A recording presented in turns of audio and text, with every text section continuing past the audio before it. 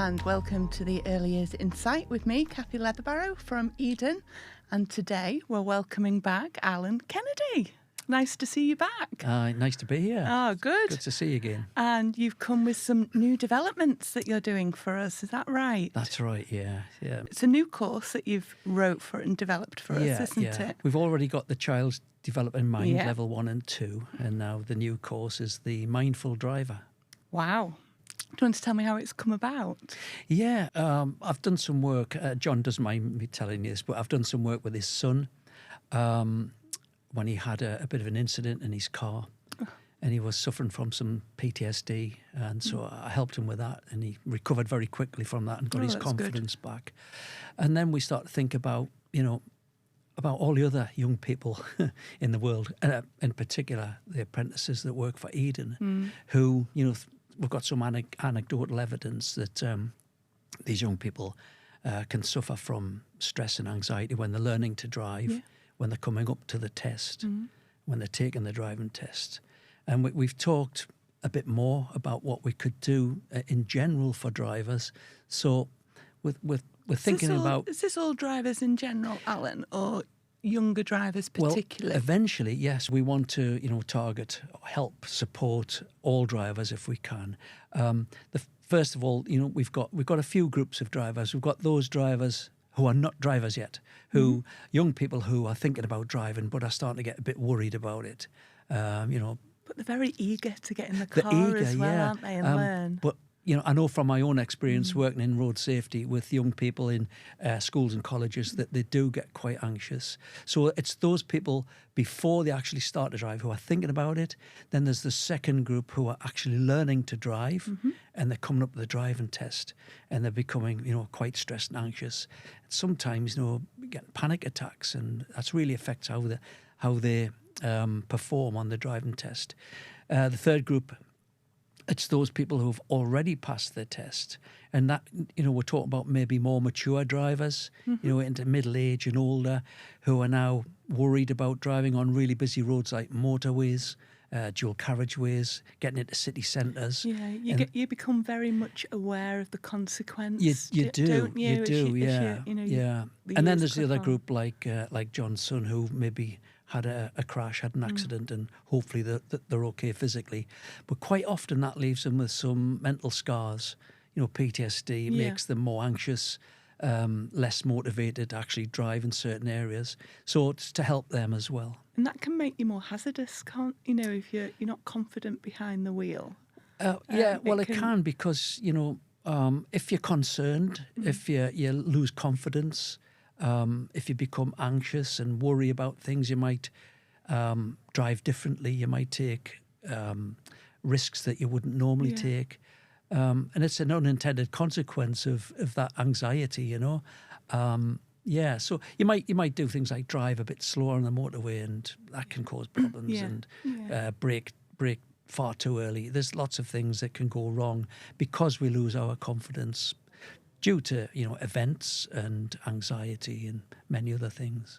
So what can people expect on this course? Is it going to be an interactive course, or is it going to be something they listen to? Well, we've run a pilot already. Feedback is really good. Great. Just need now to make one or two little amendments to make it a really good functioning course. The content is very interactive.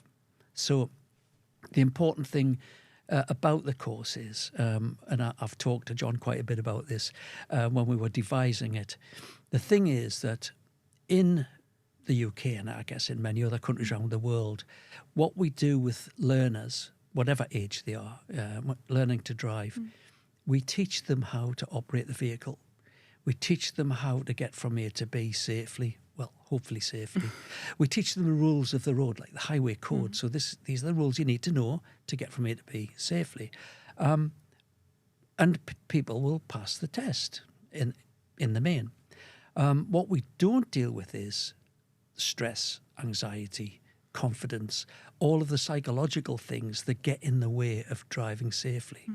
We can operate the vehicle, we know how to change gear, we know when to brake, we know when to accelerate, all those things. But there are a lot of things that go on in our heads that cause barriers, that create problems for us. And then once those problems start to manifest in the driving, then we start to lose confidence. And the thing is, in my view, what we need to do now is help to educate learner drivers in the psychology of driving, not just the practical side.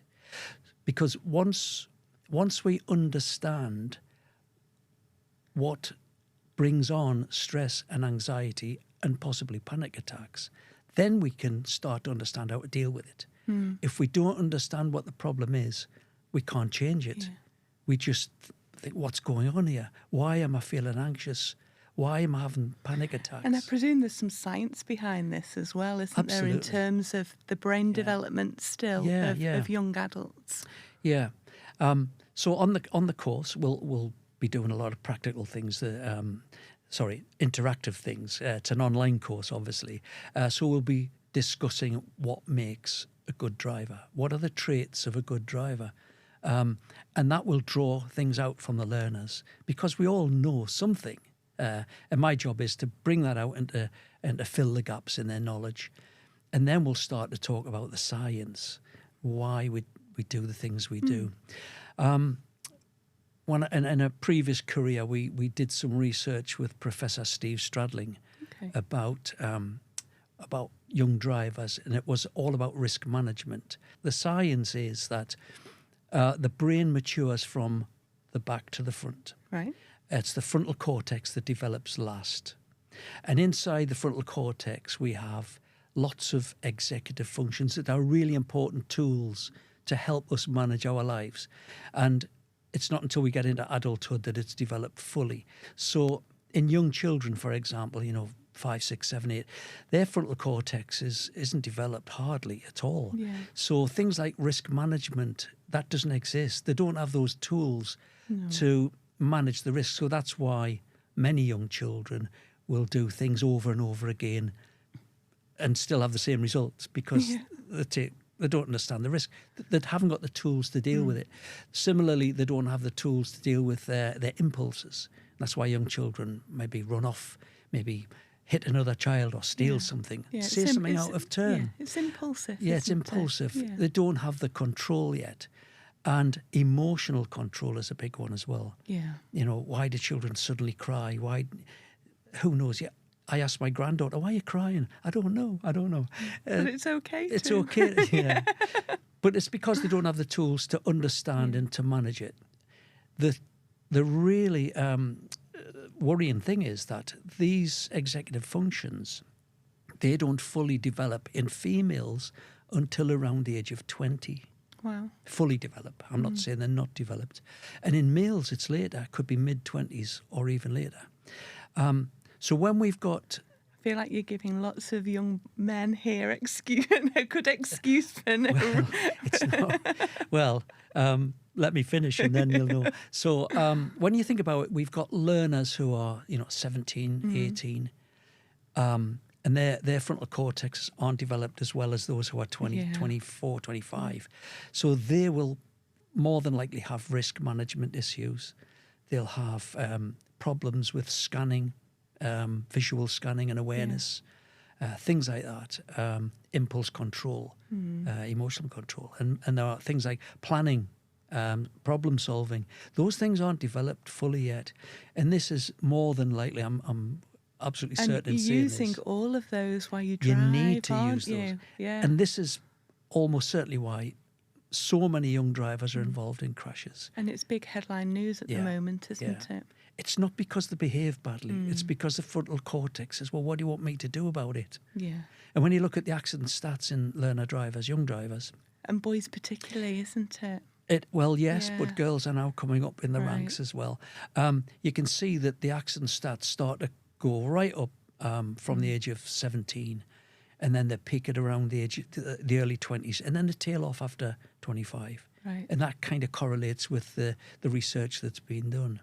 And I think that's been known for, because that reflects in insurance, doesn't it? And all kinds of and things. And it always has done, hasn't it? Yeah. So that's not new information for people, is it? And it's not that things can't be done about that. It's not the end of the world for young drivers, because, training can be provided to help their frontal cortex develop quicker And that is another thread that Wow. we might talk about at another Wow. time.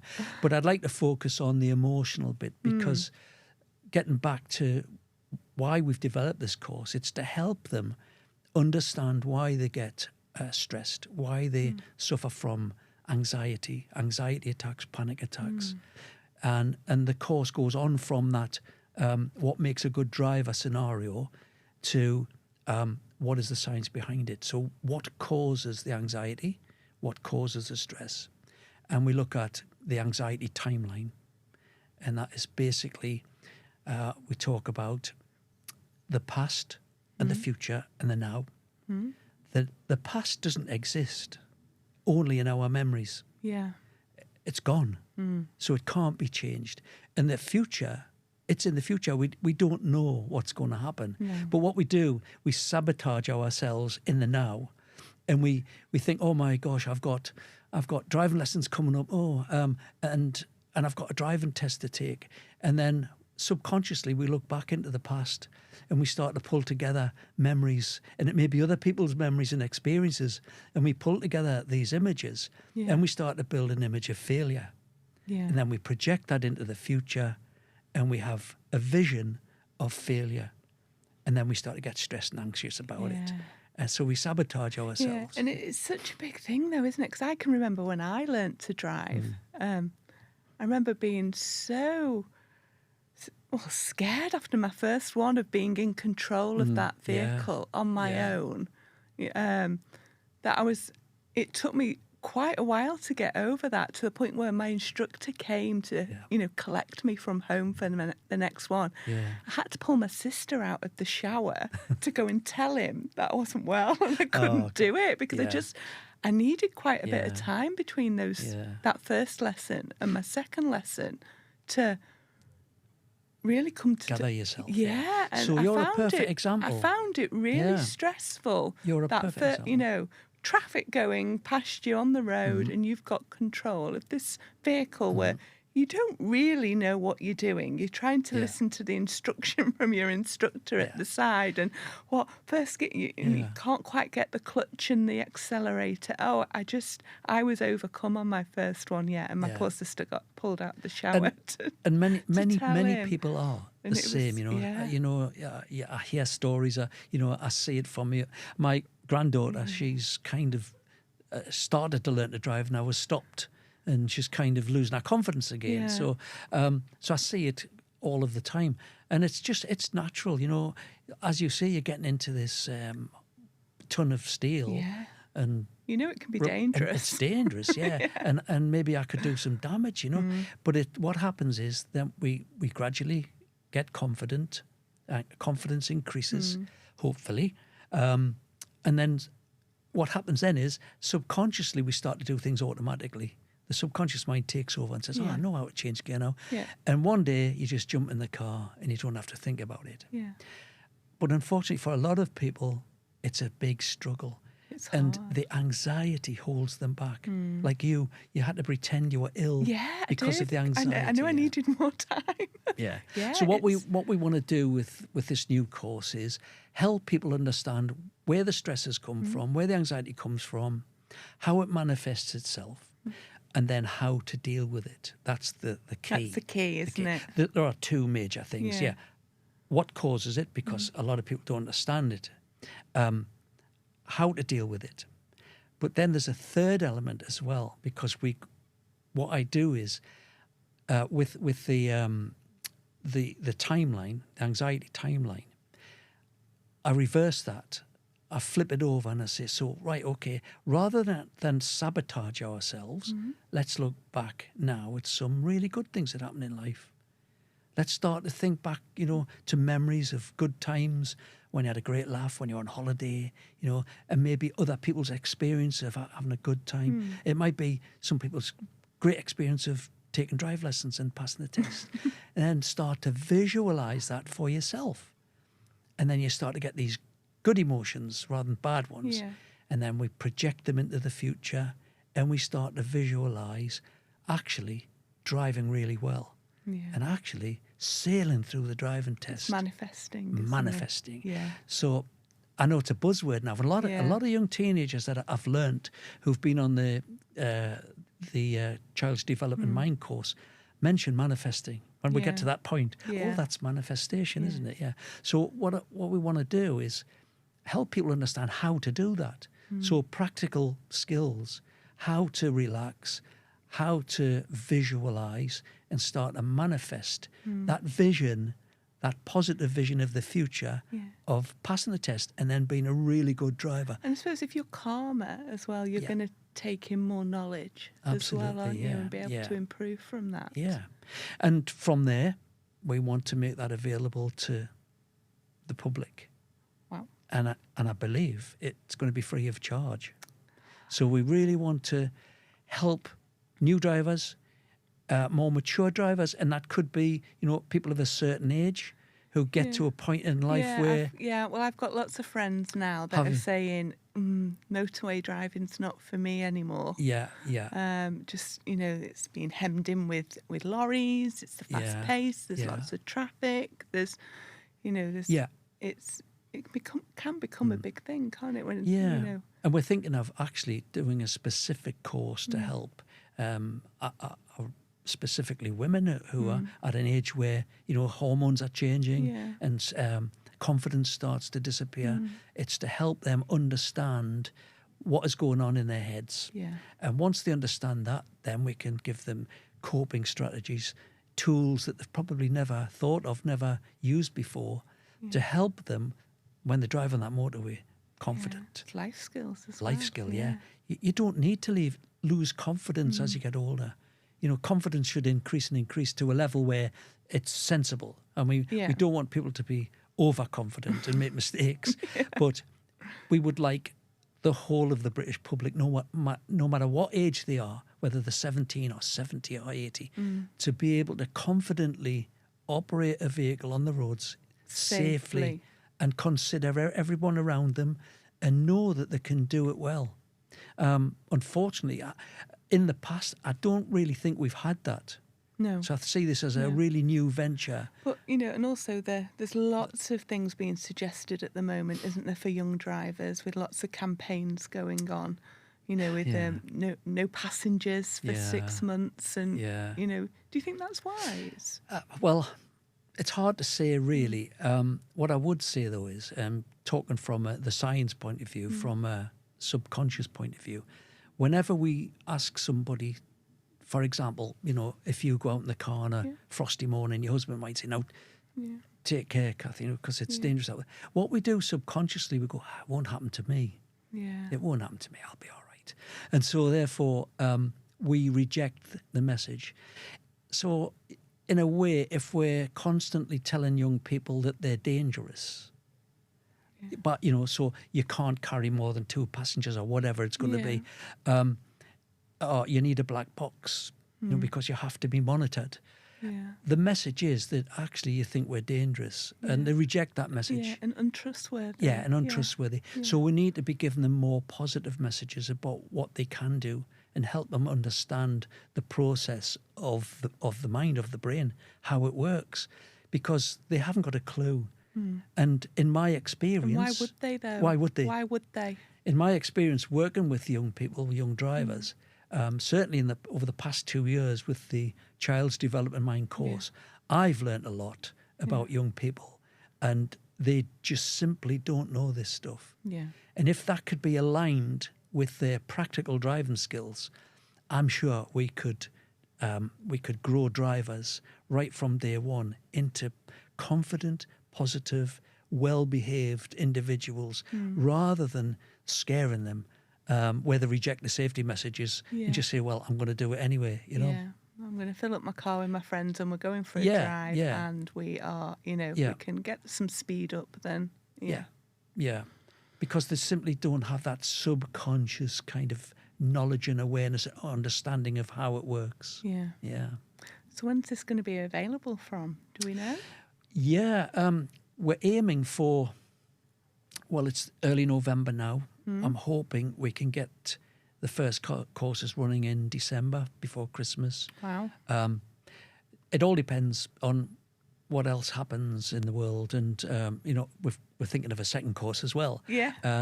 So it could be just after Christmas into the new year, Into but the it's new around year. about that time. Oh, so fairly soon. Yes, fairly soon, yeah. And it'll just be on, I presume, the Eden website, book a course as people do now? I believe so, yes. There'll be lots of publicity about it on all the media channels.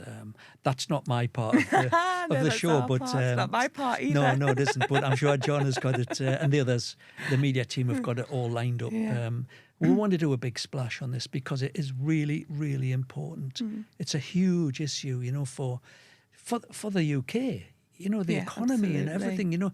Accidents cost the country billions every year. And on all the other costs involved in a crash. So economically, it's a good thing to do. But also morally, it's a really good thing to do. It's we need to do this for young people because it's something that's been missing. Yeah. And we can plug the gap. Eden and the skills I've got, we can do that. And, maybe we can train other people to deliver the course as well. Yeah. That'd be great, wouldn't Expand it, make sure everybody has access. And hope, you never know, it might become a condition of a licence maybe Well, in wouldn't the that be future, wonderful? along with a theory test. Wouldn't that be wonderful? It would be the Eden's positive driving course as well. The mindful driver course. The mindful driver. Mindful driver course, That would be absolutely, the icing on the cake, and it's something that we should aspire to do, Absolutely. I will certainly be manifesting that. Well, thank you very much for joining us today, Alan. Oh, thank you. Always It's been a pleasure to chat thank you. to you. Thank you. Thank you.